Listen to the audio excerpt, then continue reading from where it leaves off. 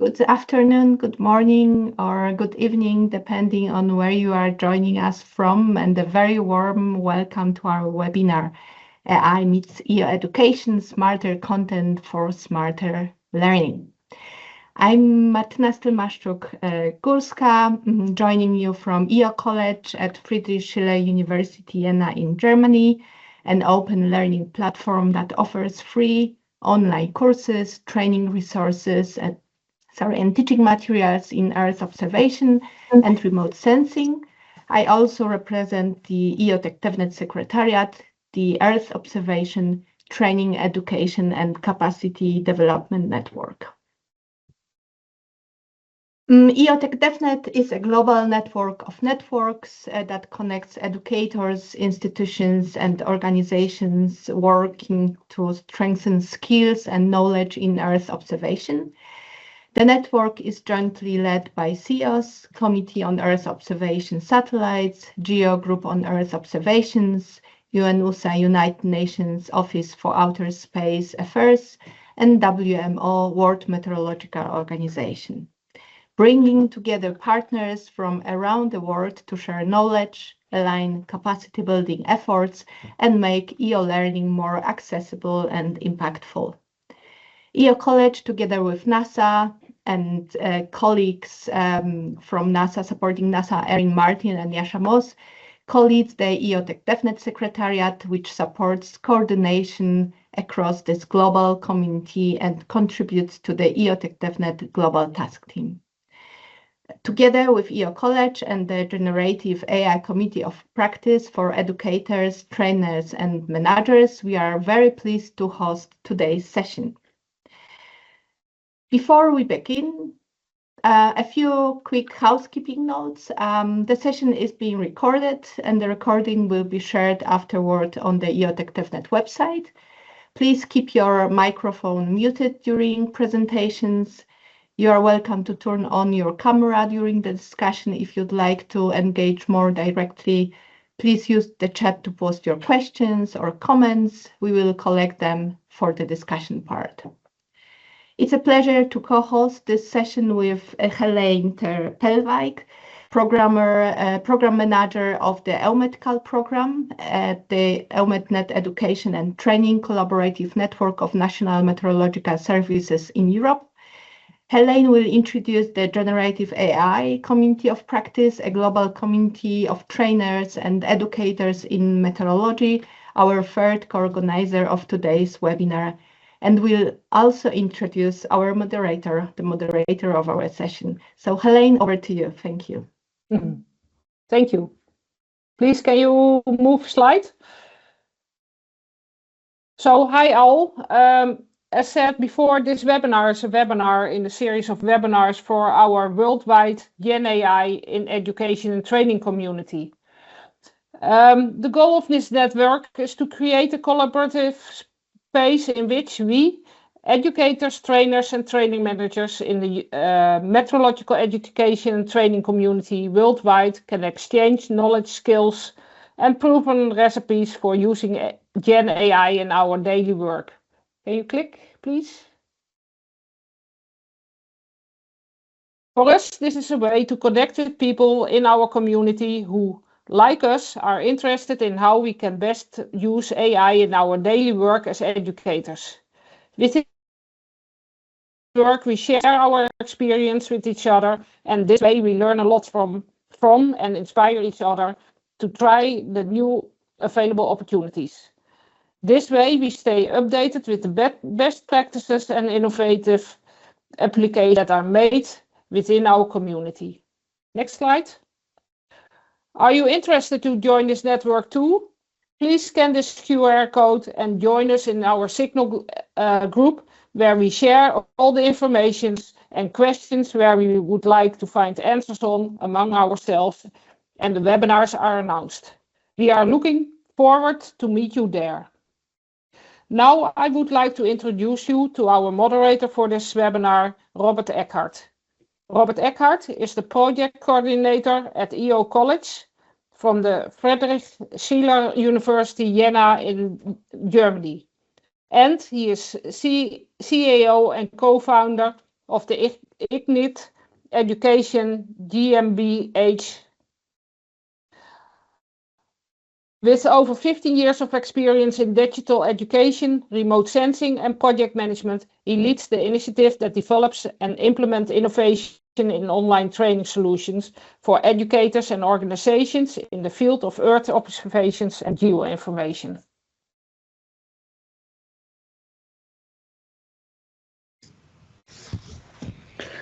All right, thank you for the introduction. Hello, my name is Robert, and I have the great pleasure to moderate this session today and also show you some of the technical details in one of the later presentations today. So our topic today is AI meets EO education, smarter content for smarter learning. I think one thing is clear, that AI here is a very generic term. Yeah, AI can mean many things, can mean machine learning, can mean large language models, and so on. And I think it is also implicit these days that most of the discussions revolve around large language models and their use in higher educational purposes. On this slide here, you can see already today's agenda. So we are already in point 2, session overview and panelist introduction. And I'm going to give like a very, very short context on what, let's say, my experience is in this field, and then which will also lead into the actual talks of the session. So when I'm thinking about the use of large language models or AI in general in the educational space, and then in particular in the Earth observation space, I always imagine two particular target groups in this field. The first target group is very obvious and very clear to everybody, which is the learners that should benefit from new technologies based on large language models, AI tools, and so on. But there's also a second group that can largely benefit from these new developments and new tools, which are the creators of educational content. Yeah. And this is the nice thing about this program today. Not only do we have very high level, very distinguished speakers here, as you can see already from the list on the right-hand side, but we also do maintain that arc from helping learners, helping educators, and therefore creating a better learning experience for all of us together, enabling faster content deliverable, enabling more personalized content delivery, and all of those things kind of come together right now in a perfect storm. This is why we are so happy to have this webinar today and to present some real world examples from also big players such as Google, but also from ESA. And I think this is a very, very interesting topic. We are looking forward to the questions that you might have on those topics. So you can anytime drop your questions in the chat and we will try to answer them either, if possible, in the chat directly or in the discussion session in the end. And there also will be some interactive questions between the presentations so that we can kind of get a feeling on how you feel about things, what ideas you might have, what input might come from your side, share experiences, and so on. So you will always see those Slido, let's say, inserts into the presentation, and we will make you aware of those things as well when they are going on, so you can answer those questions as well and help us to gain a little bit more insight on what you as the community actually think. And with this short introduction, let's jump into the actual content of this presentation. Here you can see the list of today's presenters. We have 3 different topics, which are again following this narrative arc that I just described, from tools for learners, tools for educators, foundational models in large language model context we will also see here. And we will also see a very real world example of how large language model technology is integrated into already existing Earth observation learning platforms. So with no further ado, let's jump to the first presentation of today. We have first question. Yes, we have one Slido first. Is that visible here on the screen? Yeah, here with the QR code. Okay. So again, we want to also establish a little bit of groundwork here. So how do you feel about AI, large language model in education and training? So we came up with a very, let's say, fundamental question. which is what best describes your attitude towards using AI or / large language models in education and training. So let's give a little bit of time for you to answer those questions. It's an open field question, so feel free to answer in any way you like without any limitations. And let's see the results.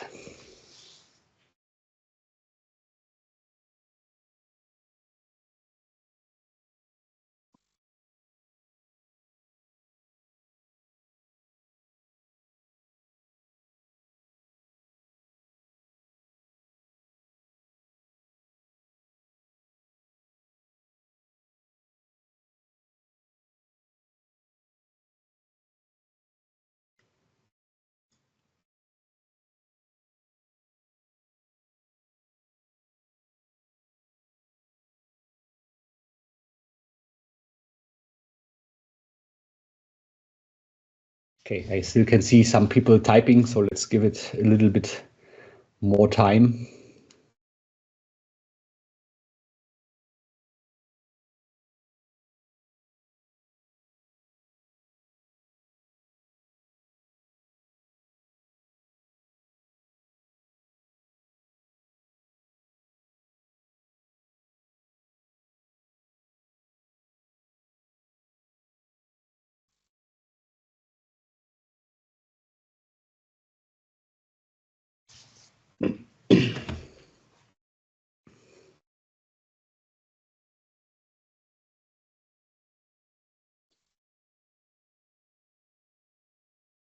Okay, so maybe we can start summarizing this little poll here, because answers are kind of always going in the same direction. So many people are very excited about these new opportunities, these new frontiers actually that we are exploring here, but also many people are a little bit unsure where to start, unsure on the quality of things.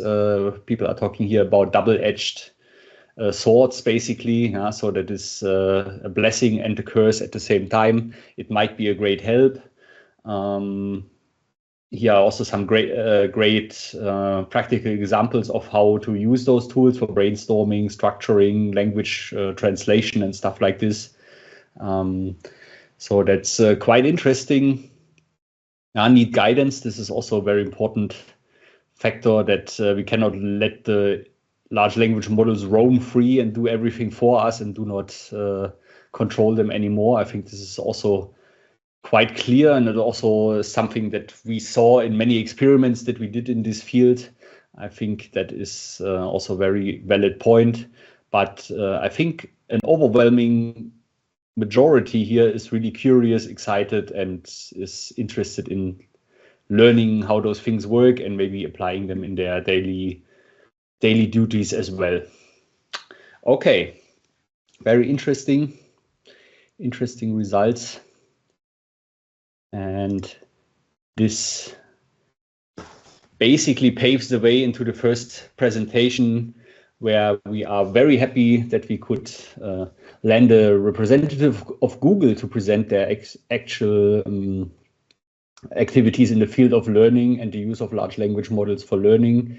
And it is my pleasure to introduce Anisha Choudhury, who is the program manager for Google's Research AI in Education team, where the team is focusing on the building of unique AI-driven capabilities informed by pedagogical principles.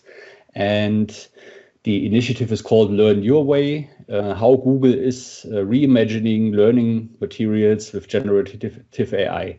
So with this little introduction, Anisha, webinar, thanks for participating, and I hand the microphone over to you. Thanks, Robert. I'm excited to be here. And so let me go ahead and share a couple of slides.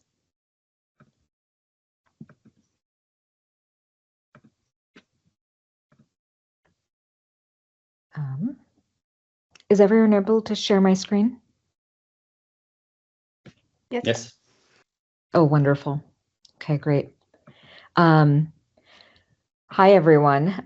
Good morning, good afternoon, and good evening. I am the lead program manager for the team that developed Learn Your Way, which is a learning experiment that we surfaced recently on Google Labs. And so today we'll tell you a little bit about what Learn Your Way is. We'll show you a brief demo, and then we'll also talk about kind of the efficaciousness of the work that we've done and how Learn Your Way is helping learners learn more, learn faster, and learn better.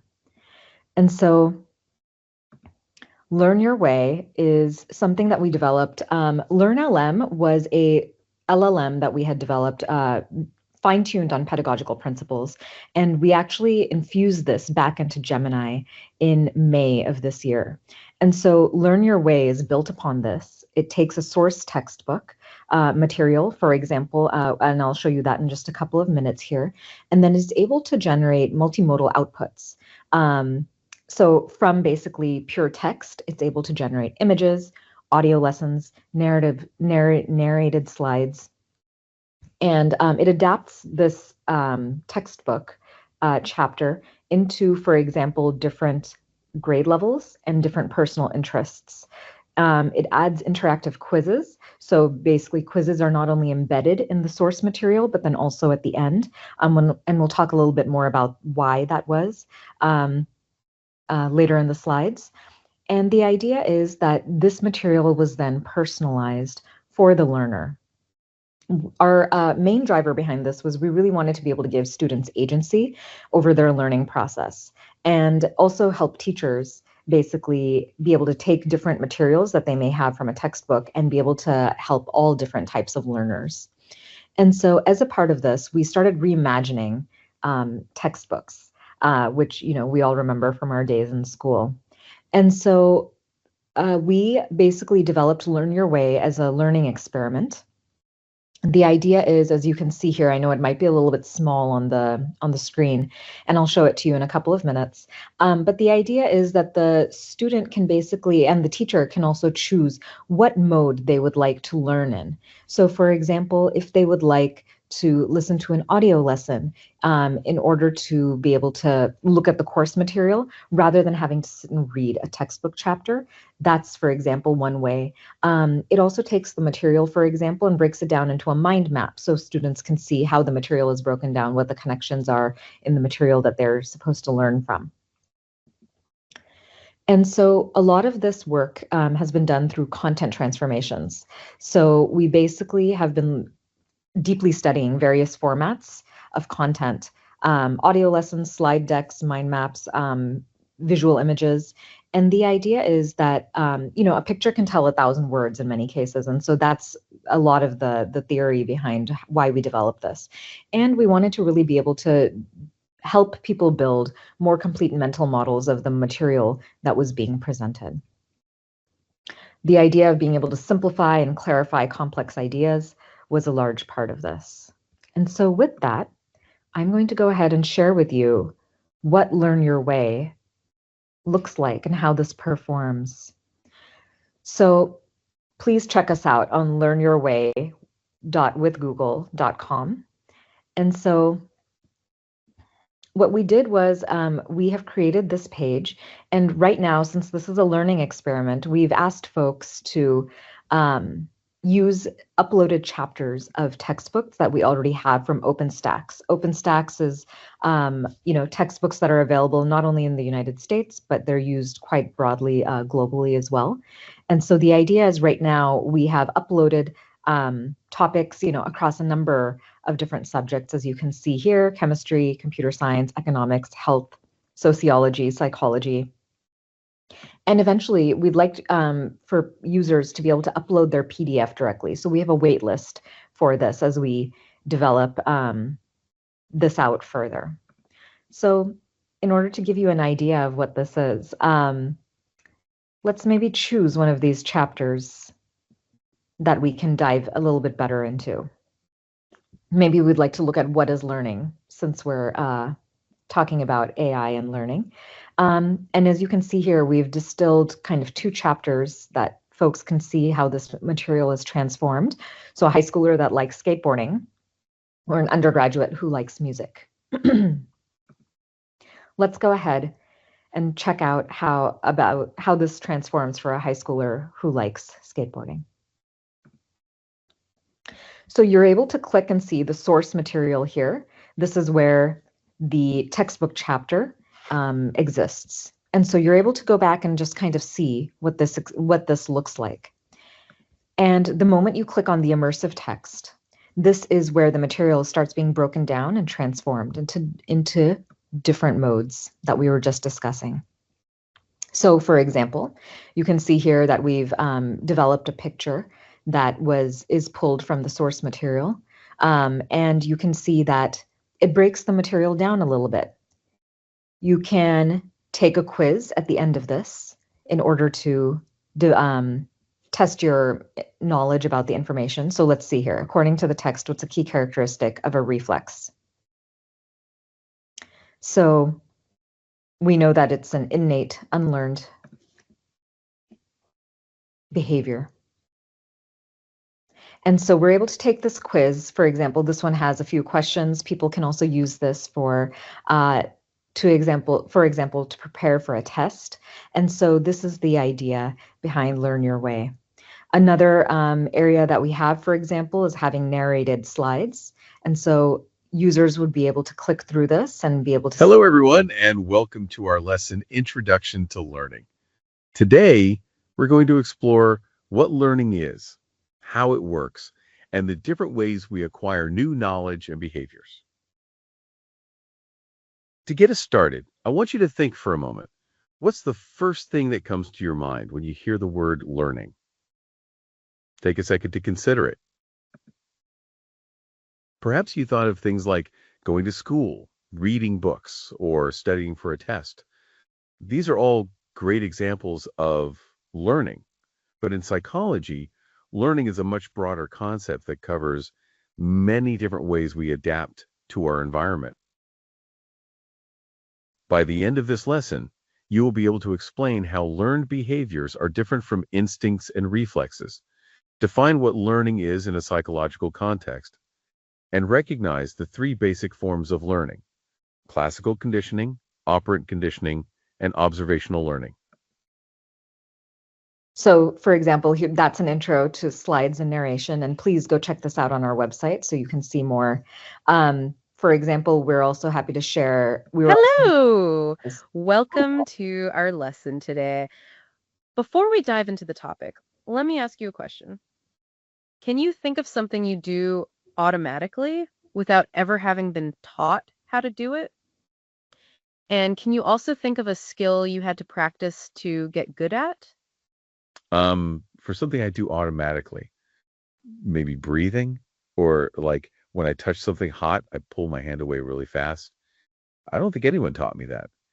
And for a skill, I had to practice. Riding a bike, for sure. I fell a lot before I got the hang of it. Those are great examples. Pulling your hand away from a hot object is a perfect example of a reflex. And learning to ride a bike is definitely a skill that takes practice. This brings us to the main topic of our lesson today, learning. We're going to explore what learning is and how it's different from the behaviors we're born with. Specifically, we'll cover the differences between learned behaviors, instincts, and reflexes. And so that's, for example, a little bit of a flavor of what audio lessons can break material down into. And then we can also, for example, break the material down into mind maps. And so people can see how this information is connected.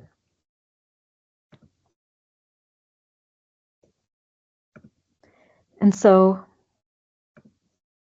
please do check this out. We have a link, and I'm happy to also drop the link into the chat at the end of the presentation, so that way you're able to try this out for yourselves. We have over 16 chapters that have been uploaded from OpenStax and that have been converted into various outputs for different grade levels with different inputs. And so as a part of that, we have those chapters available right now, and we plan to make more available in the future. If you're interested also, you are welcome to join our waitlist if you'd like to eventually try Learn Your Way with uploading PDFs yourselves. And so with that, we did extensive pedagogical testing on Learn Your Way before debuting this as an experiment. And so we had a number of research questions that went into this. As you can see here, we were very curious about content transformation capabilities and whether that helps with not only comprehension, but also recall. So can students remember this material longer and basically be able to, do they do better on tests when they have this? We also wanted to see long-term and short-term recall, so we'll talk a little bit more about that here. And then also whether this made a more positive learning experience. And so we did some work with students externally, and as a part of this, we had a couple of different bias controls that we had put into place, but we did test this more publicly. And as you can see here, the material that we used was brain development during adolescence. And this chapter was used basically because of, we felt it was relevant to high school students, and those students would be able to read this material and test it across a couple of different ways. So Learn Your Way was compared against something called Digital Reader. And this was basically found, Learn Your Way was found to help students with having better immediate recall. So they had 8% higher immediate recall. So that's short term. And then of course, longer term recall, which was 11% higher on an exam that they took a week later. Digital Reader, just for a little bit more context, was something where students would essentially just read the PDF on a digital screen. And then Learn Your Way, of course, broke the material down, as you just saw, in various multimodal formats. We found students also self-reported that they found it to be a more enjoyable learning experience. And it was also something that, was able to prove this a little bit better against other learning formats that are out there right now. And so 8% can be rather significant on quizzes and exams. As you can imagine, it can be an entire almost letter grade. And so as a part of this, this was one of the really exciting things that we found, making multimodal outputs more available to students rather than, just reading from a textbook was something that really helped. And so as a part of this, we tested the results against the Shapiro-Wilk test and then the Mann-Whitney, Yu, and Wilcoxon rank sum tests. And so we did find that Learn Your Way helped students perform better. And then the long-term recall, that was something that we tested 3 to 7 days post the initial session. And that's something that we saw helped quite a bit. And so I'll pause here for any questions that you may have on this topic.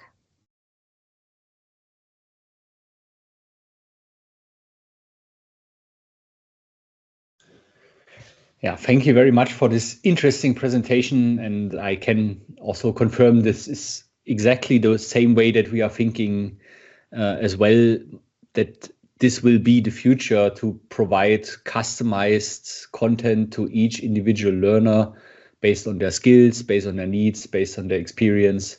I think this is the way forward. And I think, Martyna, we can take maybe 1 or 2 questions right away and then maybe collect a little bit more for the discussion later. What do you think? Yes, we have 2 questions in the chat. Yes, let's take a look. Yeah, okay. So maybe I can just read them out. So Anisha, really cool stuff. I have a question.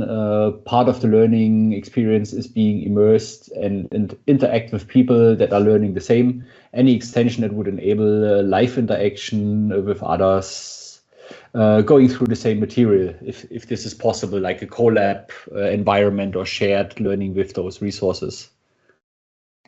That's a great question. I think in the future, we're definitely exploring opportunities where, for example, students may be able to collaborate around something like this with the learning materials that are available. As of right now, since this is a learning experiment, we're still rather early on in our product development stage. And so from that perspective, as of right now, it's that feature is currently not available. Yeah, I think that also does answer the question why there's a waiting list and I cannot upload anything right now. It's still very early stages and access is still limited, kind of a beta version, I think. Is that correct? Yes, that's right. And so ideally, we would like folks to be able to upload raw PDFs themselves. And that's exactly what the waitlist is for. We do have a trusted tester program that we are currently curating. And so the idea is that eventually that trusted tester program will open this up a little bit more broadly. We are currently exploring whether we'll allow folks to draw from existing textbooks. So for example, we know that OpenStax is who we're working with very closely on this collaboration. But for example, opening up different OpenStax textbooks and chapters to be utilized here is kind of how we're thinking about this perhaps initially. And then, we'll have maybe a phased approach to opening this up more broadly. Yeah.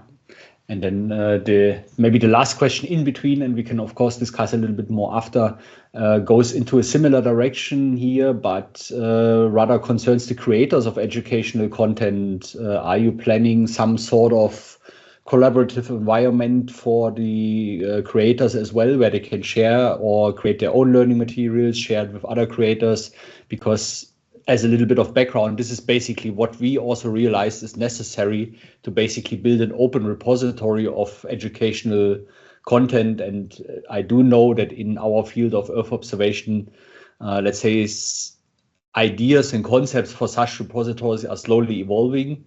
And perhaps Google can join those efforts if this goes into the same direction. That would be of interest to me as well.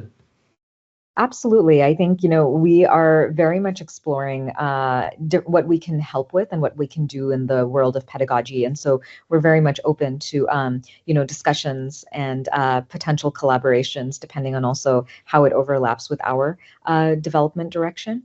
And so, we are very much open to that. And then we're also taking things like Learn Your Way. We have a number of other experiments that we're currently developing, and we're very much looking forward to being able to bring those, to everyone in the next year or so. And so, as a part of this, we're very much open to having discussions with people. Yeah, sounds great. And here the last question in the chat goes in the same direction. If you have an API for developers, I think that goes right into that ballpark as well, of collaboration, sharing, and so on. And I think this is quite a nerve that you hit with this initiative, because, as I said, we already we come to the same conclusion that those kind of tools are the way forward. So I think it's a good initiative and a great efforts. Let's see how it develops. I'm curious. Absolutely. Thank you so much. I'm just the link for Learn Your Way directly into the chat as well. So please go check it out. Okay, great. Thank you so much for your contribution. And with that, no further ado, we jump into the next presentation, where we are going to deal with really the foundations of large language models, which is creating a dedicated, own specialized large language model for Earth observation and Earth scientists. And allow me to introduce our next speaker, Àlex Atrio. Àlex is a senior deep learning scientist at PySchool in Rome, leading Eve, the Earth virtual expert, a large language model for EO. And this language model is developed together with ESA's PhiLab. And Àlex's work so far has focused on large-scale data curation, pre-training, instruction tuning, retrieval augmented generation, which is also a big buzzword that we will hear multiple times today, I think, in the field of large language models and knowledge transfer.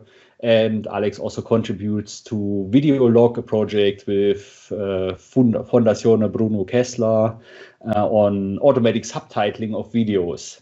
Okay, with no further ado, Àlex, I would invite you on stage and take it from here to introduce Eve, the large language model for Earth observation, to us. Thank you so much. Thank you very much, Robert. It's a pleasure to be here. Do you all hear me well? Yes? Okay. Thank you very much, everyone, for being here. It's very nice to be here. And it's very nice to be here presenting the work that we've been doing for this last year, which is the Earth Virtual Expert, short called Eve. So let me give you first a quick overview of the project itself. Then I don't want to get too much into technical details. I will just describe a little bit more the data. And as Robert was saying, indeed, RAG is quite important and how we tackle factuality. And then I will jump straight into a demo and QA. And I think that if we have time, you can also even give me a couple of queries and we can try it live probably. So if fundamentally is an open intelligent LLM assistant that we have designed to work for Earth observation and related Earth sciences. This is built on Mistral 3224 billion, and we are actively collaborating with Mistral for the fine-tuning of the model itself, which is specialized on a variety of datasets that we have created or curated for Earth observation. We developed this under ESA Labs AI for You initiative with 1.2 million euros in funding. And the system, as it's finished, will be both accessible via web platform with a relatively standard chatbot interface, as well as API for developers. So regarding capabilities, we have several use cases that we are targeting. The first one is to explain EO concepts at any level. So to explain things in a very simple way that anyone that is non-technical can understand, but also to help as a useful assistant to, let's say, a PhD student, for example, in the domain.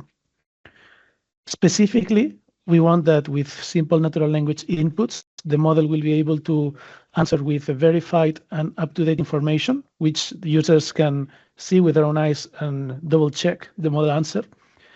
It can guide learners to trusted ESA and scientific sources, and it can simplify the research or the reading of papers and reports for learning. This work, as Robert was saying, is developed by PySchool and Imperative Space under ESA Lab. PySchool, where I work, is a small company in Rome, based in Italy, and we are primarily working on applied research projects with the European Space Agency, but also the European Commission, as well as fast prototyping of AI systems. And this is in a slide essentially what Eve is. If you can see my cursor, we are starting with an open weight LLM, which, as I said, is a vanilla Mistral model. And we are getting some general domain data, and more importantly, some EO-specific domain data. This is data that we have gathered ourselves, and I will explain shortly how we have done it. And we synthetically generate essentially instruction following datasets based on this data. So this data is going to be things like paper, mission reports, things like this. And we transform that synthetically, so with the use of other LLMs, into things that look like question answer or summarization or how to use tools, etc. Then the model is fine-tuned to this domain and to these instructions. We do another round of training on preference. So this has things to do with alignment of style, for example, preferences of bullet points, etc., things like this. And at this point, we get to the actual aligned LLM, which is what the user actually will see. At this point, the user experience is as follows. You provide the query to the model is connected to a variety of tools, mainly different RAG databases, but also potentially other tools, calculator, code to run code, etc. And the model chooses which tool makes more sense to call based on the user query. It calls it. It gets whatever the tool does. So if it is RAG, it will get some documents that are relevant to the user query, and then it will integrate that output with its own knowledge to provide the model output that the user actually sees. Now, in terms of data, I have highlighted in green the main things that matter, let's say, from a user perspective. So we have created from scratch the scientific Earth observation corpus. We have gotten around 5.7 billion tokens, which is around 300,000 articles from various open access sources, as well as a licensing agreement that we have currently with Wiley for an additional 1.1 billion tokens, which is approximately 70K, more or less 70,000 articles. In order to train and fine-tune, we have also created these other data sets that I was describing just now. And then the model itself is connected to a RAG database with around 300K articles, more or less. And then we have created from scratch manually an hallucination test set specifically on the Earth observation domain, where we are actively testing the model, so we can actually optimize the model to minimize as much as possible its proneness to hallucinate, to generate facts that are not supported by its context, essentially. This data we have done by manually identifying high-quality trusted sources and then providing a custom pipeline to scrape, extract the text, and process the text. Then we have also added additional metadata, and the output of all of this will be open sourced. And this is a little bit how the data looks like. So in light green, you can see the open access, and in dark blue, you can see the closed access. So you can see that we are getting data from NDPI, Copernicus, and CBI, some open access from Wild as well, etc. And in total, after the cleaning, we get around 5.3 billion tokens, which is just shy of 400,000 articles. So I'm going to skip right now the process of actually training the model. If there are some questions I can answer, but with this data, we create the synthetically generated data, we fine-tune the model together with Mistral, and the fine-tuned model, which is already specialized in Earth observation, now is connected to curated source of the documents. So for this, when the user generates a query, it gets embedded with a given model, and it is computed a similarity with other embedded documents that we have already put into this vector space. So the most similar documents are going to be retrieved. Then we retrieve them, we integrate it into the prompt, and we give it to the model. The model then additionally provides an answer, which we could stop right there. But then in addition, there is another module that is the fact-checking or the hallucination mitigation module that will check the answer. And if it is not likely to be true, in other words, if it is likely to be hallucinated, it will try to search for other sources that might contradict, essentially, the answer that the model has provided, and redo the generation again, in hopes that with this additional researching of relevant documents, we will get into the correct answer instead. This is a little bit the general overview of the system. And since right now we are at the very end of the development, I wanted to do a little bit of a demo. First of all, you have this QR code here, and I will also provide the actual link itself to, well, I will do it late. Wait a second. There you go. I'm also pasting the link itself on the chat. So right now, in the system, we are very close to the end of the development, and we are running a closed pilot that has already started between October and will end this next month, sorry. Right now, we have around 300 people testing the system, and if you go to this link or to this QR code, you can register, and you will be given access for some days to try the model, provide feedback, etc. And then the plan is to open source all of the components, so model, benchmark datasets, etc., at the end of the current year, and then release it to the community itself in 2026, sorry, which means the opening of the actual graphical user interface as well as the API. Now, with this, I want to switch to show you itself the actual system. So let me see. All right. So if you're seeing my screen now, this is a little bit how the system works right now. There's still going to be some additional work regarding the operationalization of the system. So, think of it still as a bit of a pilot. So you can see that it's essentially a standard chatbot interface. You can ask things. Here you have a couple of samples of what you ask. And here you have a memory of the different chats that you have had with the model. So far, it's relatively standard. There are two main points to address. The first one is advanced parameters. So you can modify the temperature of the model, which means how strict essentially the model will be regarding creativity of its output. And quite importantly, you can modify the similarity threshold. So this is what the threshold that is determining which documents are retrieved and which ones are not.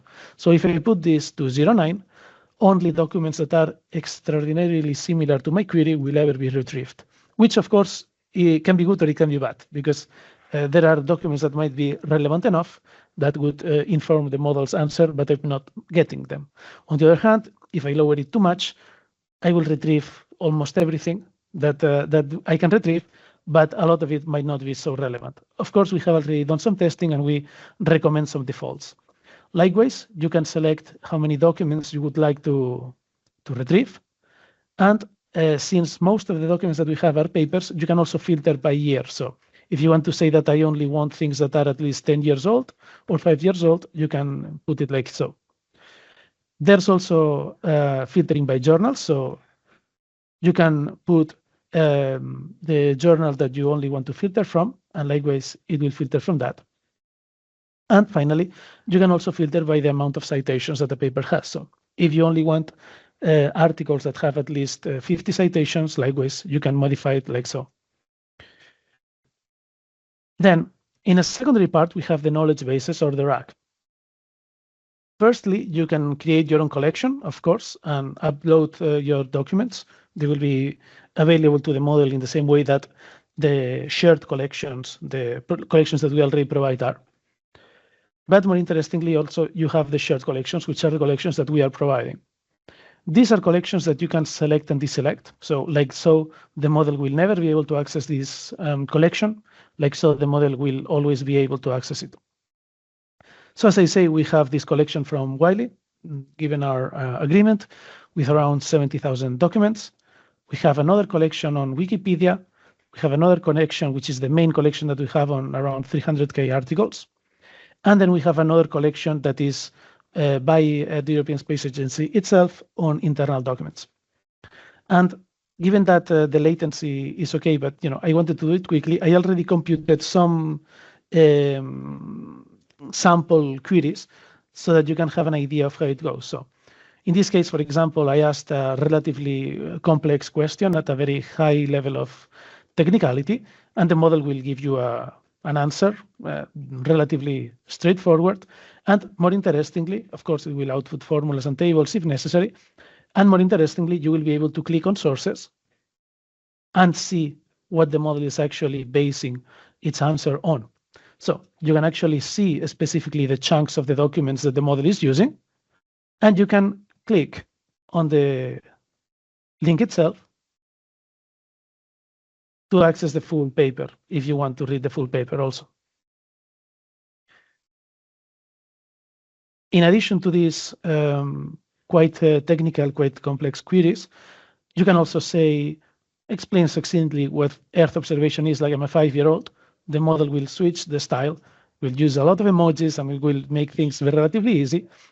And likewise, it might give you some links if they are relevant. And likewise, it will also give you relevant sources. So sometimes we don't have a title because the metadata extraction is not perfect, but you can see, for example, that one of the things that we are retrieving is a web page from the European Space Agency about teaching high school students and so on, for example. And here, obviously, you can click on those links and continue your own research if you want it. No? You can also ask, generate a 1-hour classroom activity about satellite climate monitoring, for example. And likewise, you will get the relevant URLs, etc. And always, as I say, you will be given the sources at the end, and you can verify yourself. You can read, you can expand, you can maybe catch the model doing some hallucination. It's not a perfect system. No AI system is perfect. You can ask the model, give me a short quiz to test my understanding on cloud classification. And likewise, all of the quiz will always be extracted from these sources. So again, you can always verify. And you can use it to find more resources themselves. Just give me some ESA resources that they can use to teach about methane emissions.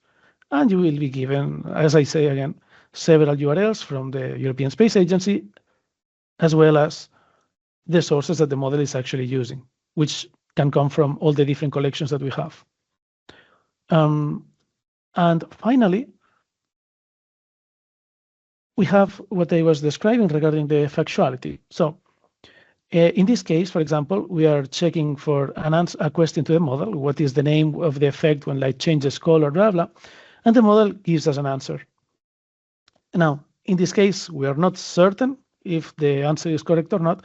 So we check the model to perform some hallucination detection on it. So at this point, the model is functioning as an arbiter, as an evaluator, essentially.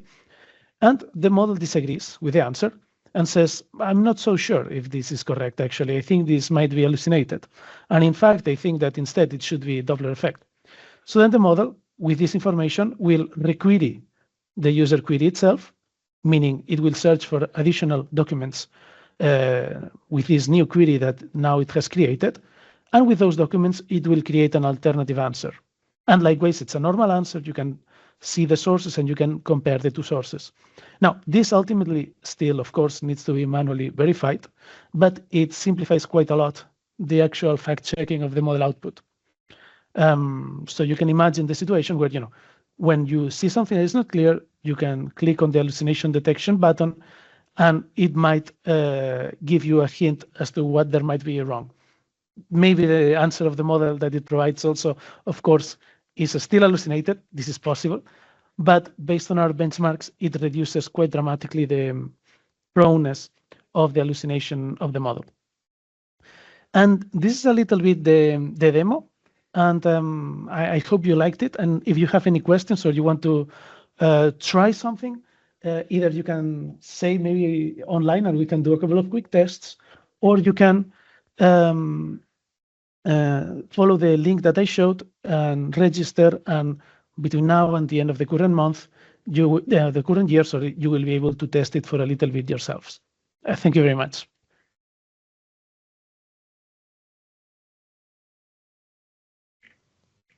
Yeah, thank you very much, Àlex, for this super interesting presentation. Very interesting aspects on this foundational activity, I would almost say, for the EO community. While questions are popping in, so let's take again 2-3 minutes for questions right now and a little bit more in the discussion later. I have one question. So basically right now you're building this chat UI where you can interact with the model, but you said it's also going to be an API access for developers and so on. Which kind of use cases or integrations of Eve do you envision for the upcoming years? So where could this foundational model basically be used? Yeah, so I would say that there are two main integrations, let's say. The first one is going to be what we ourselves are going to be working on, and also what the community themselves can work on. So on our side, during 2026, we will continue the development of Eve, most likely, and we will focus more on a connection to external tools and resources. So not just databases of documents as now, but also other tools, websites, repositories of models and data sets, etc. Regarding additional integrations, there are several, of course. One, which is fairly important, is that once we release the model is a fairly lightweight model that is open weights, which means that anyone can download it, they can run it locally, they can run it on premise, no internet connection is needed, and they can essentially use it however they want. Via API also, the model can be connected to already existing applications. I know of many people that I have spoken with that have a lot of very interesting applications where the LLM that is running is, for example, an API call to GPT-5 or DeepSeek or whatever. And it is for sure at least interesting to compare that with an API call to Eve, since the model is actually fine-tuned to Earth observation. And at that point, it will just be a matter of changing the actual API call. These are only some of the use cases that we can foresee.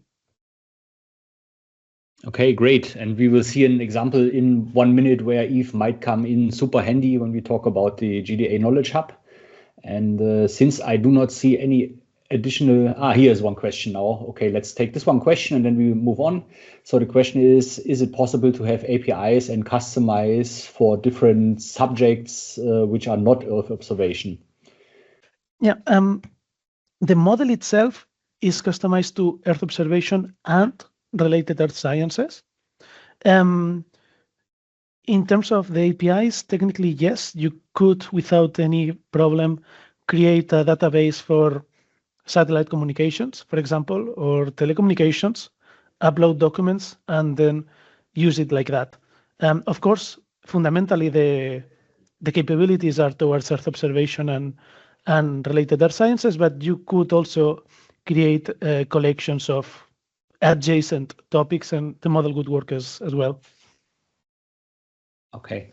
So here now some more interesting questions. Martina, please, let's make sure we discuss them after the last talk. So let's save them for then so we can move on to the next presentation. But this is a very important, very stimulating discussion. So let's continue that in the, let's say, moderated discussion block. And with this, I would like to march us over to the third application we want to discuss today, which is a very interesting real-world example where large language model technologies are helping in one application-focused area already. And for this presentation, I would like to invite to the stage Ravi Kapur, who is the Managing Director and Founder of Imperative Space and GovEd Communications. Ravi has extensive experience in education, science communication, environmental communication, space sector outreach, media production, and so on. And Ravi will set the context of the GDA Knowledge Hub, what it is about, where large language models are important for us, and then I will go into the technical details of the chatbot and the evolution of the chatbot already. So with no further ado, Ravi, welcome to the stage. Let's get into GDA. Thank you very much, Robert, and thank you very much for putting this this event together. And it's great to be sharing a stage with Àlex and some other great colleagues here to talk about this. So first of all, before we get into talking about Knowledge Hub itself, I just want to set the scene with the GDA program very, very briefly. So I'm Managing Director of a company called Imperative Space, as Robert mentioned, and we are the lead on the Knowledge Hub part of the GDA program, but we also have involvement in other aspects of it. And GDA is, in essence, an attempt to accelerate and increase the uptake of Earth observation in the international development arena. And it's an unusual program in that it's a partnership, in part, with other major institutions, principally the World Bank, the Asian Development Bank, IFAD, and in due course some other international financial institutions as well.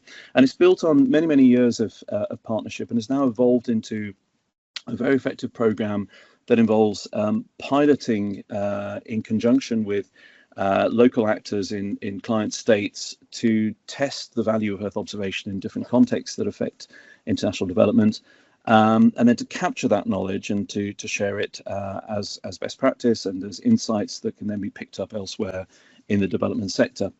And so our involvement has ranged across the Knowledge Hub, but also looking at how to communicate more effectively with officials in the development arena, and also how to monitor that impact, supporting some of the monitoring and evaluation activities.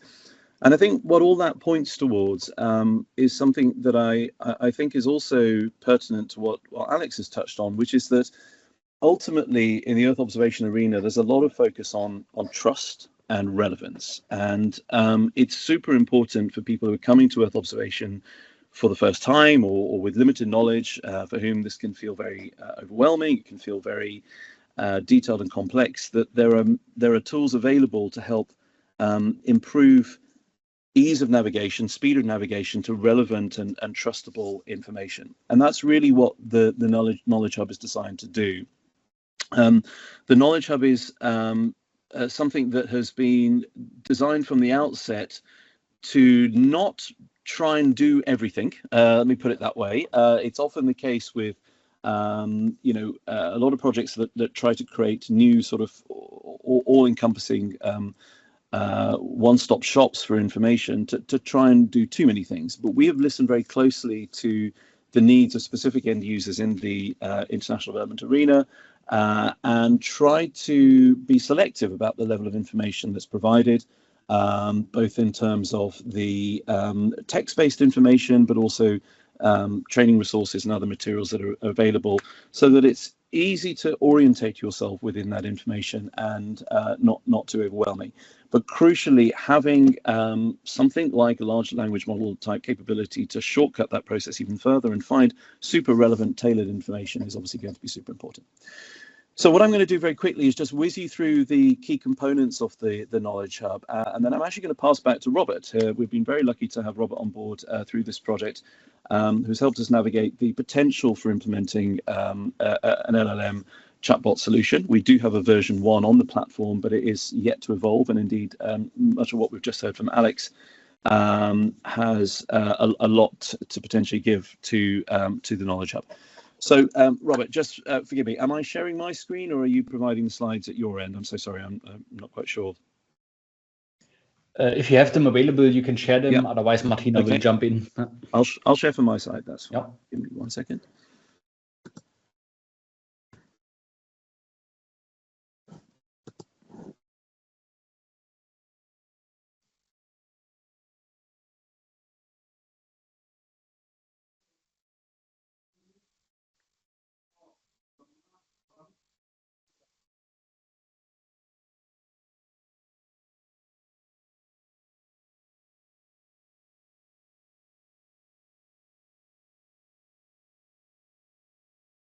I try to do that.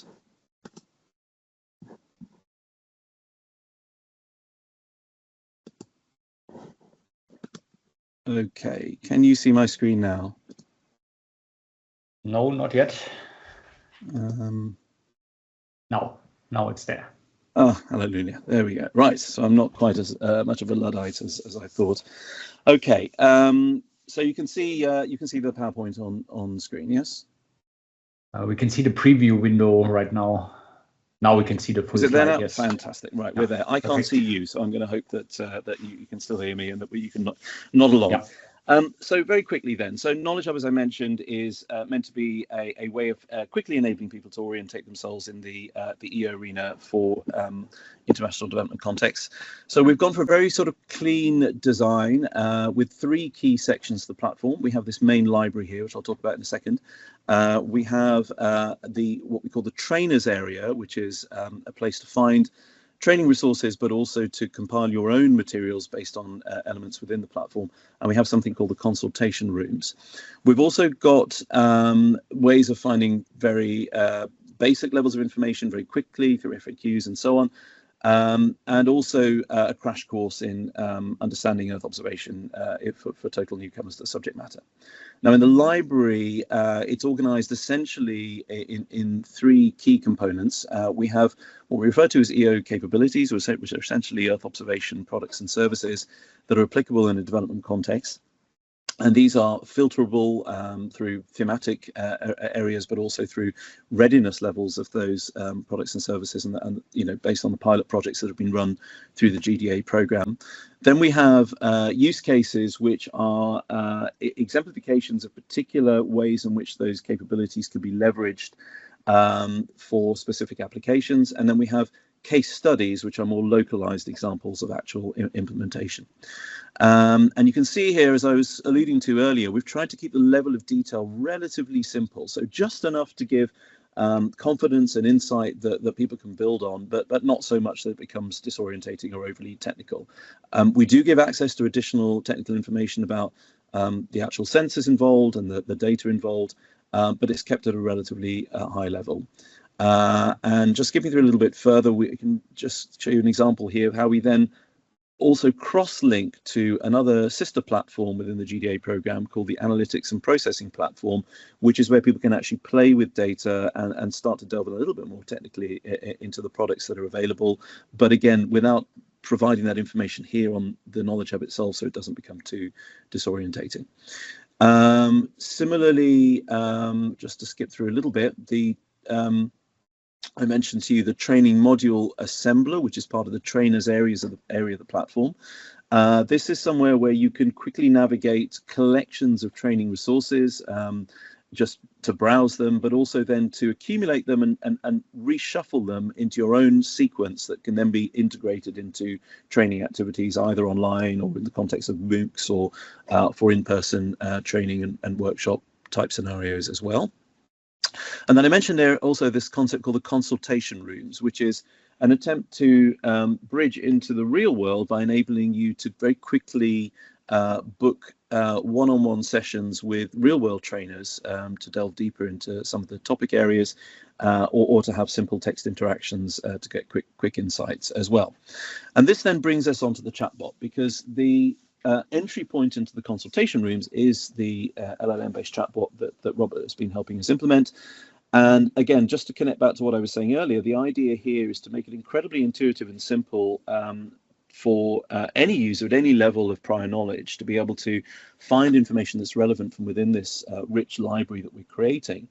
But crucially also, as I mentioned, we're trying to move to a position where, although we're very conscious that there's a lot of other platforms in the development sector working on, provide information that's relevant to Earth observation, we are trying to move to a position where the GDA Knowledge Hub is as complementary as possible to those other platforms, and ultimately can potentially have integrations with them as well. We are hoping that the Knowledge Hub can eventually be seen as a starting point for entering into that wider landscape of platforms and tools that are available. And that will all the more then require something like a highly nuanced chatbot that will enable navigation, not just of the information on the Knowledge Hub itself, but eventually also signposting towards some of those other platforms. So just a few quick screenshots here to show that process here of navigating the consultation rooms and also the training module assembler, and you can just see the rich depth of information that's going to be in the platform that then requires the kind of navigation that we're talking about.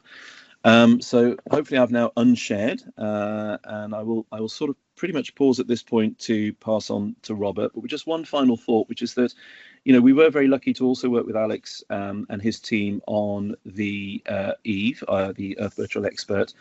And it's interesting to see how these two projects have run in parallel for some time, and just the speed with which the technology is advancing.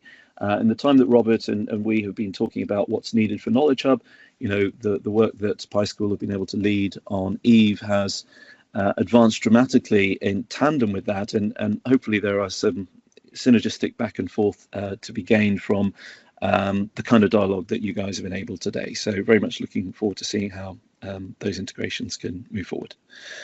Hope that's helpful. Over to you, Robert. Yeah, thanks, Ravi, for setting the scene. And as you can probably already see, that this Knowledge Hub is a really sophisticated tool by any standard. So it's not only going to be helpful for people who want to learn about actual aspects of the GDA program or Earth observation in general, but also it provides tools to the creators of learning content. And I think this is a very important distinction or feature that we have to mention these days, that also with the amount of resources that are available to creators of educational content in our field, it is important to provide tools to them. And therefore it's very encouraging to work on that platform. And also, to my knowledge, the GDA chatbot, which is called ChatGDA, was the first implemented chatbot in the EO realm in general. Maybe I'm wrong about this, but at least to my knowledge, it was the very first one. And what I want to do now is to give you a little bit of a lab tour on how we built this chatbot. What is this chatbot comprised of? So I really take you into the inner workings of this chatbot, because I also want to show you how fast and how fundamentally this field is evolving at the moment. Yeah, so this is the case that I want to make right here.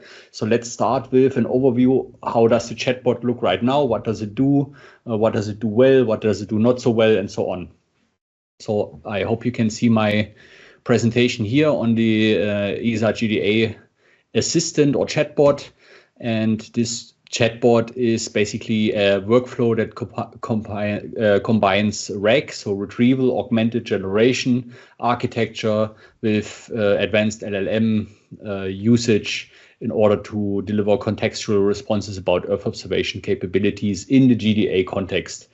For those of you who might be not so familiar with those terms, let me go one step back and explain in a simple way what RAG actually means. So RAG stands for Retrieval Augmented Generation, which means that the generation of this large language model, this large language model will generate a text at some point, or an image, or a podcast, as we saw in the Google example before. So the large language model is generating something. So that is what the G stands for. And this generation is augmented by the retrieval of knowledge from some database.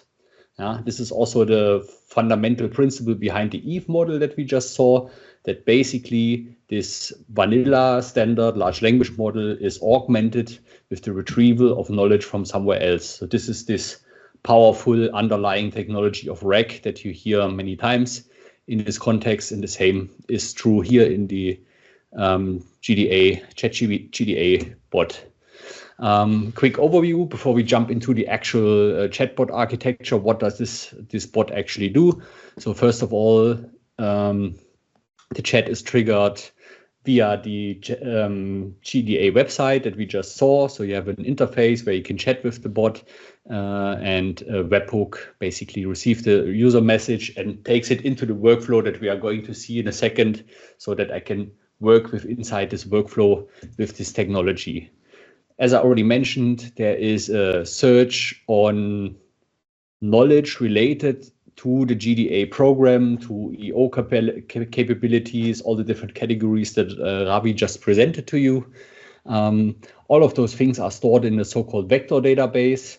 Vector database in this case means just that there is not like simply text stored in the database, but the text is vectorized, so in numbers, large columns of numbers, to make it more or less easier to digest for machines. So this vector format is optimized for the use with large language models. It's not human readable anymore. We can take a look in a second how that looks.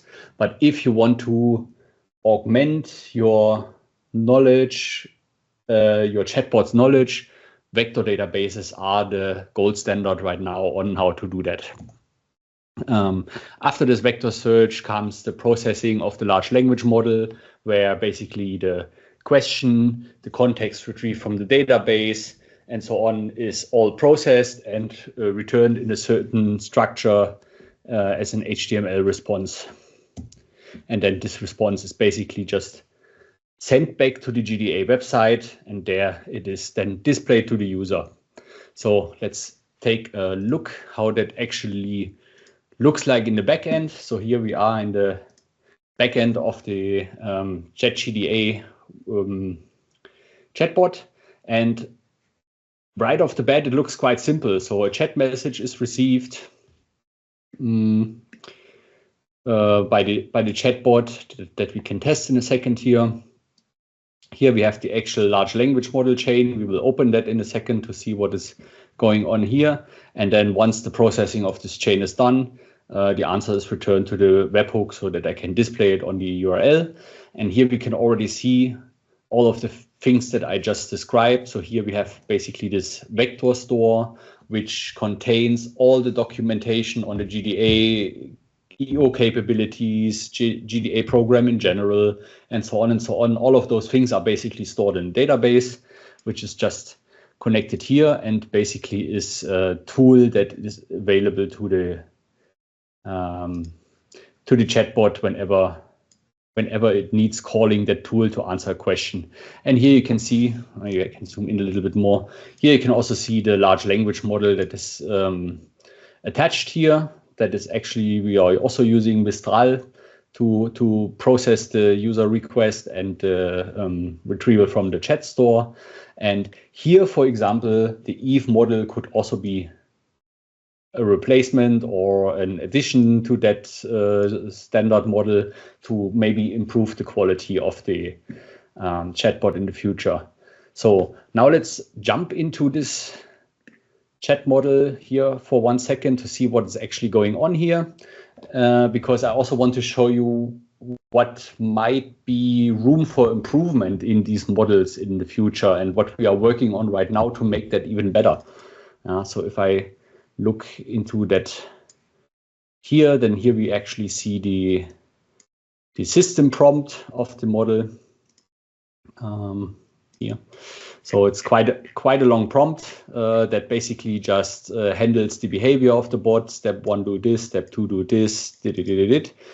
Format this in a specific format here with HTML tags so that I can use that to display on the website directly and so on. And this is what the chatbot actually does. So we can let it run for 1 second. So here I have a little test window, so I do not really even need the website.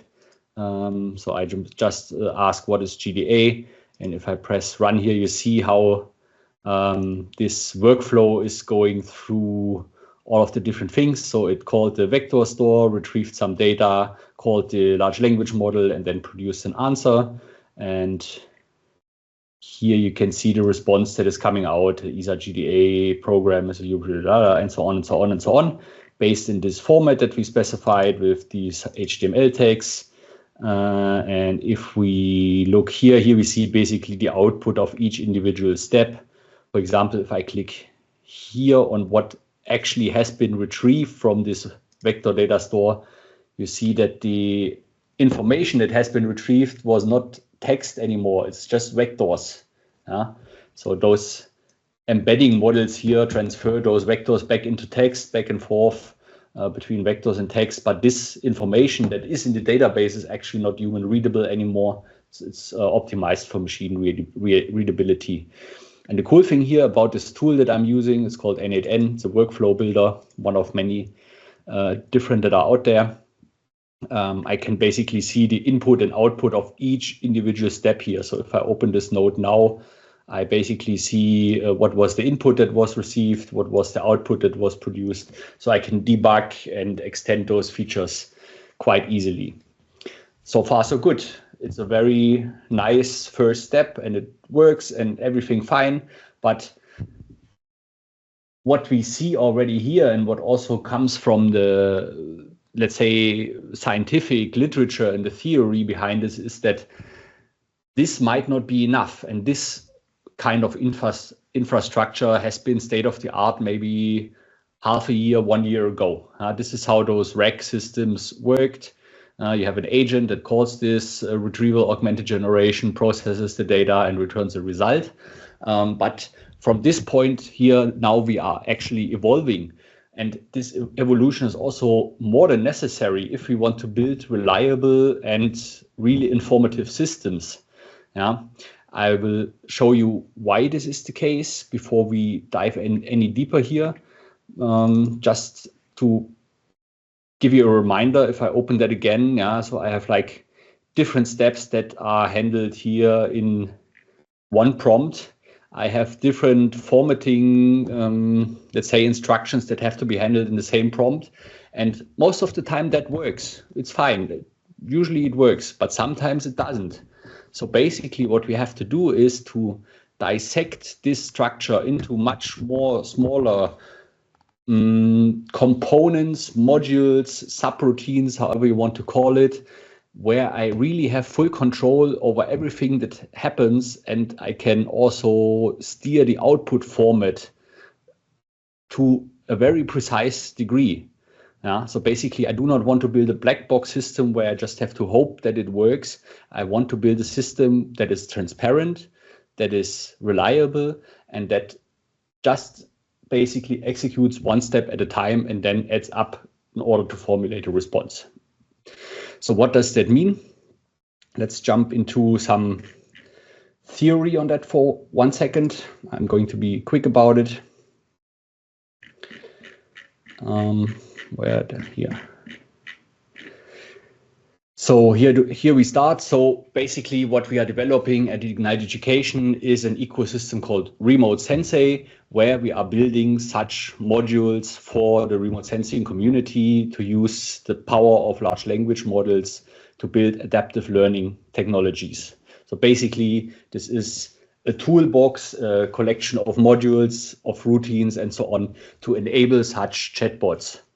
And why is it important? Complexity is growing, more data sets, more applications, more of everything. And where are we at the current moment? That we usually have static materials. We saw the Google example that this is not necessarily the case anymore, but state of the art is still a static nature of those materials and no dynamic question answering, limited contextual guidance and so on.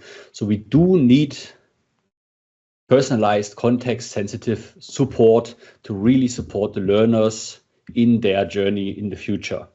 So what did we realize while building this ChatGDA first version of the chatbot? First of all, we realized that not each question is the same. There can be a wide variety of different questions. So I can ask for a specific wavelength of a specific sensor, which is just a fact that I have to retrieve from a database and answer that question. But I can also ask much more holistic, explorative questions that make it much more difficult to answer because I have to retrieve maybe a bunch of documents, compare them, and synthesize an answer. So this is why we basically came up with an let's say, underlying modular structure to analyze the user request first. So a very, very foundational model. What am I talking about? I'm going to show you here.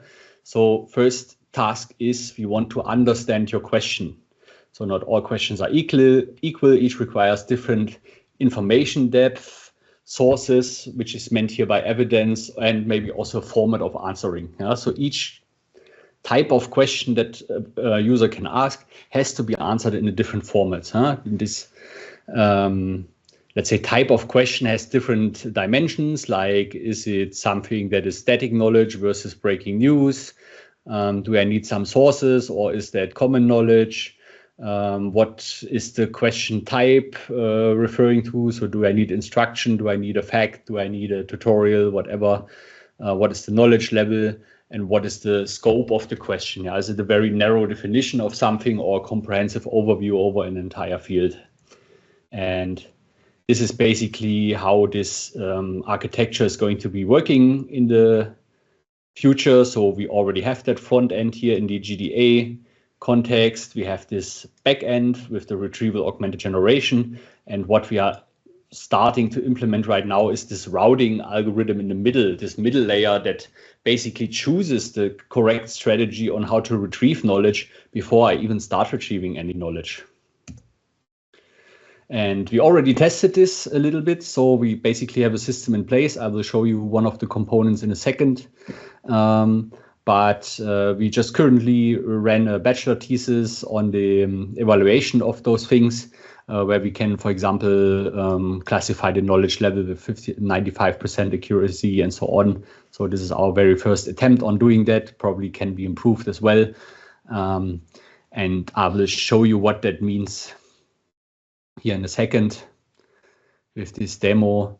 So just as a reminder, let me go back here quickly.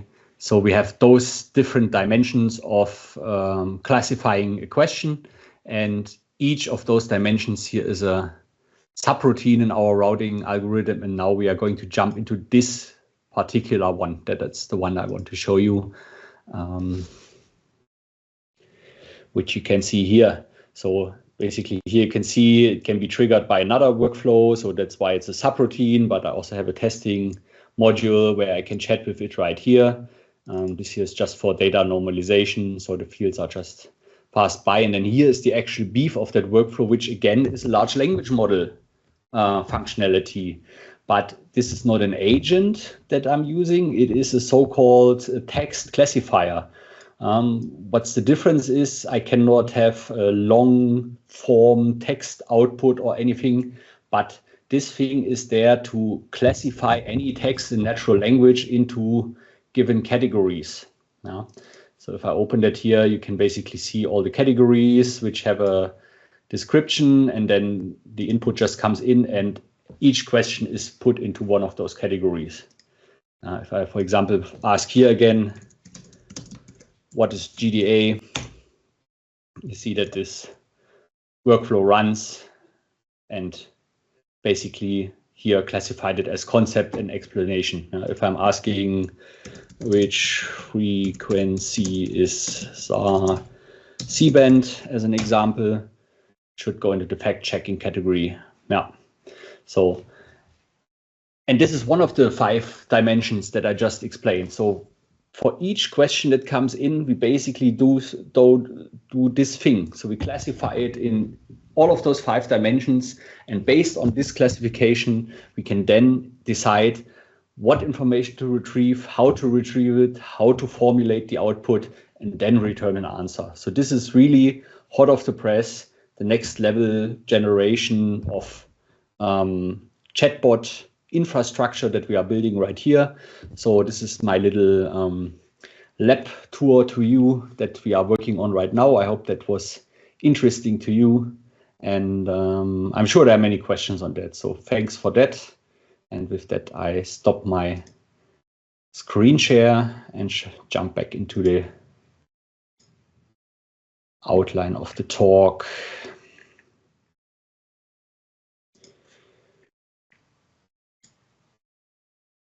Okay. Let me check the chat for a second. There are no questions right now, so we can have a discussion after this section. So we can continue now with the little interactive part that we have provided here. And on your screen, you already see the next question: in which area do you see the greatest potential for AI to support trainers and educators? We discussed a couple of cases right now, but probably have much more ideas and something that we might not have thought about. So we are interested in hearing about that. And if you have questions on the GDA presentation that you just saw, or also the Google presentation or the Eve presentation, feel free to also drop them in the chat so we can take some time to discuss that a little bit further. While we are waiting for the results of this Slido to come in.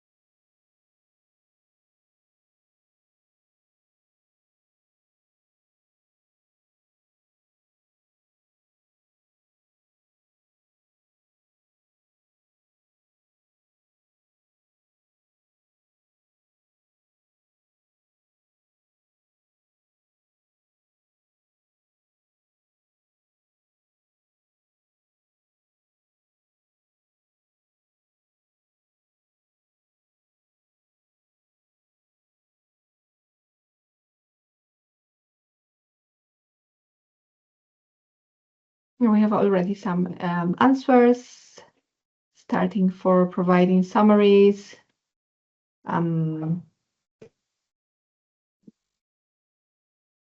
also helping pairing personalized learning paths,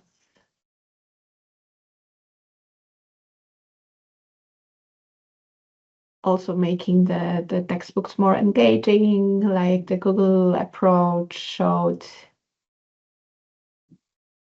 Finding excellent examples. So there are already plenty of ideas how to use it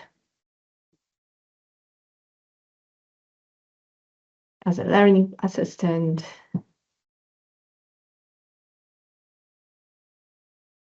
Also as a way for opening international cooperation between countries. So they are really great. Thank you for putting your answers.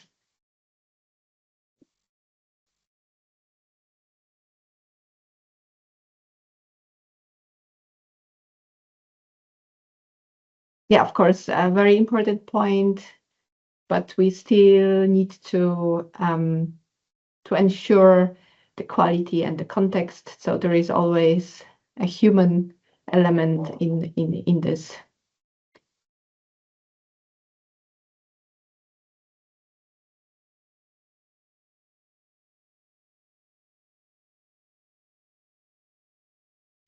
Yeah, yeah. Robert, please go ahead. Yeah, there is a nice comment. Mm-hmm. Yeah, it's a nice overview of what people are thinking about this topic.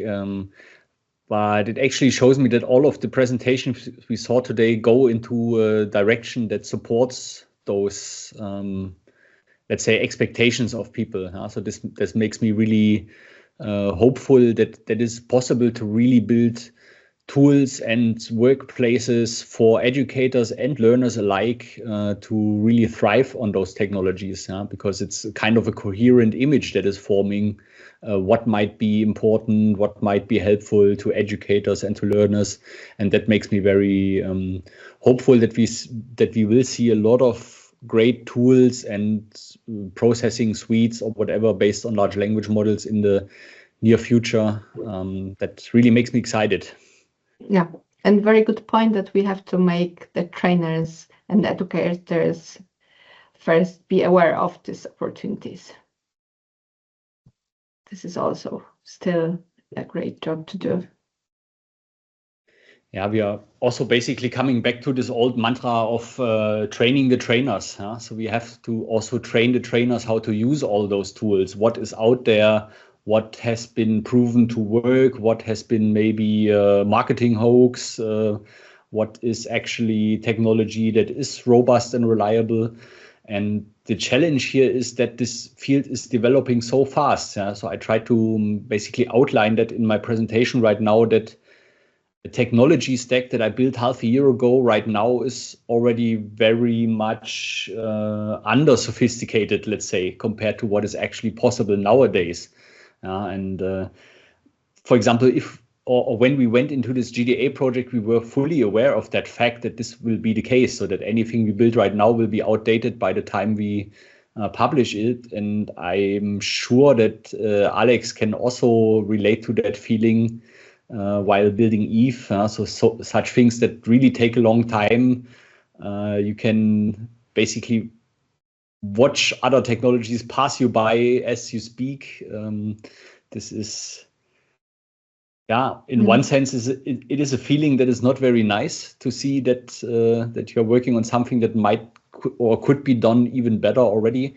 But this is where we are right now. It's a real revolution going on, and this is one instance where it is pretty clear that this is the case. But of course, we also have to be aware of the limitations, and maybe because of the respecting the time, because we already 3 minutes after the time, let's move to another question, to the next one, just where we would like to ask you, what do you think is most needed to ensure responsible and effective use of AI in education?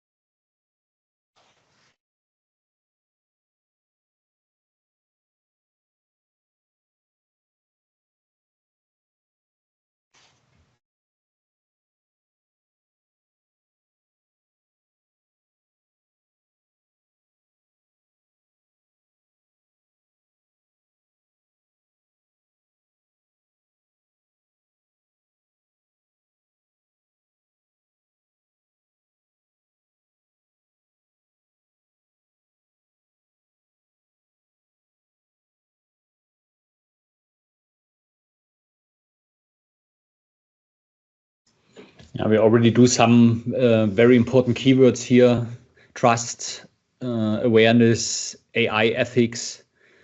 We already heard a lot about hallucination and the reduction of hallucination before.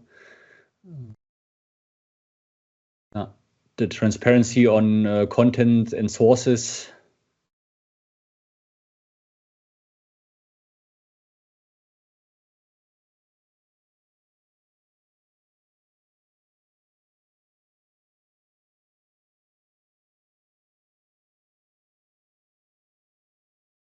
Yeah, I think those are already very important points raised here, and this is also something that only can develop over time. The trust in how those models actually work and where they work reliable and where they might not be the tool of choice.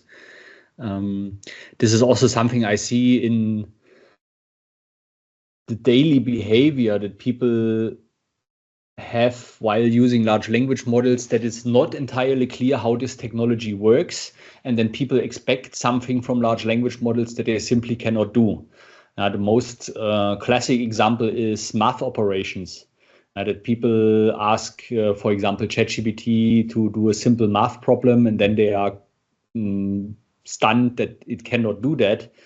But if you understand that a large language model is just outputting the next most likely word that should maybe come in this order in a sentence, and that there is no actual math operation involved in doing so. It's just a statistical, I draw a word from a hat and put it into my sentence, and not a math operation that maybe can resolve parentheses and something like this. Once you understand those things, then it also becomes clear, well, probably I shouldn't use a large language model for math operations. But I think this is the state, or let's say the state that we are in right now, that people think a large language model can do either everything or it can do nothing right, and we have to distinguish the cases where it is working superior to, for example, human operators, and where it might have problems. Yeah, and we see that also reflected here in the comments: reliable scientific information versus fake news.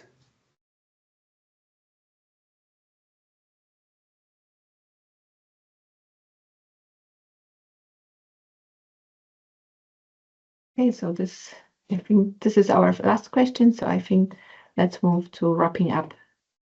Yeah, so very interesting responses. Yeah, so with this, we reach the end of our webinar on how generative AI, large language model technologies can support learners, can support educators in the field of remote sensing and Earth observation. It was great fun to talk about all of those things, especially with all of the different aspects that we saw, from the Google tool suite to basically produce adaptive learning content for each individual learner, the foundational model Eve from PySchool and ESA, to the ESA GDA Knowledge Hub and the Chat GDA bot that runs on the remote sensing technology that we saw there in the background. And I hope I could also show you the evolution of those tools in a very, very short time span.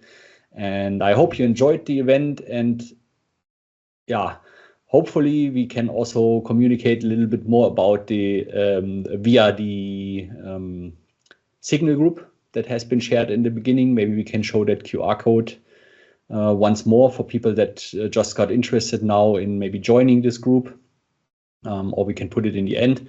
And before we close this meeting, Martyna, I give the floor to you to wrap up and show some future events. And I thank you all for your attention. It was great fun, and hopefully talk to you soon about large language model and Earth observation education. Thanks so much. Thank you, Robert, for the great moderation. All the materials, presentations and recording will be available. We'll be sharing it with the participants after the webinar. So thank you again very much to all our speakers and everyone who joined us today for this great discussion and presentation on AI in EO education. We hope the presentations and examples shared today have sparked new ideas and also opportunities for collaboration. Before we close, I'd like to highlight a few upcoming events that may be of interest. Next week, there is a joint CalMet, in 2 weeks, a joint CalMet Connect conference, and there will be a dedicated session on 26th of November on innovation, harnessing AI and emerging technologies to enhance learning and assessment. And if you are interested in the EOTEC DevNet activities, we are starting our committee of practice meetings in January again. So the next round of our committee of practice meetings will be starting in January, first with flat working group meetings, then with task team and drought working group. And you can find more information about these and other upcoming activities on the EOTEC website. The link is also on this page, and we will be sharing, and also the Generative AI in Education and Training Committee of Practice events page. So thank you once again for joining us today, and we look forward to seeing you at one of the next sessions. Thank you.